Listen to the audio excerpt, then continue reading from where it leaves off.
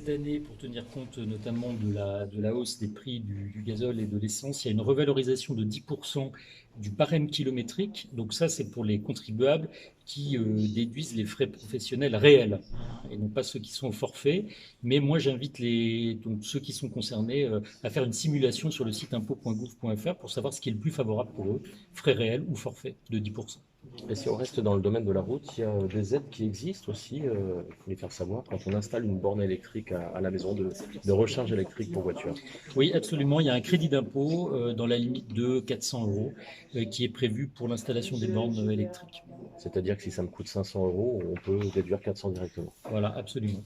Ok. Alors, il faut passer par un prestataire agréé. Alors, oui, le télétravail, donc les employeurs ont la possibilité de donner, enfin de défrayer en fait les frais spécifiques au télétravail, et ces frais sont exonérés d'impôts à hauteur de 500, enfin jusqu'à 580 euros par an.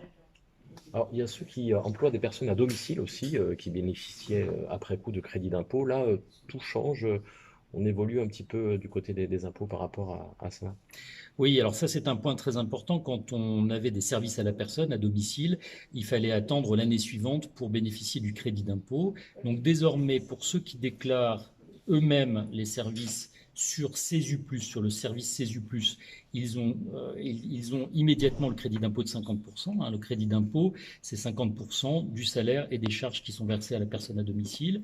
Et pour ceux qui passent par un organisme de service à la personne, ce sera le cas à partir du mois d'avril 2022, donc ce mois-ci. Ce qui veut dire que concrètement, on déduit directement 50%. Exactement. En fait, on ne paye que 50% du total salaire plus charge. Donc en fait, le crédit d'impôt est immédiat et non pas décalé d'un an.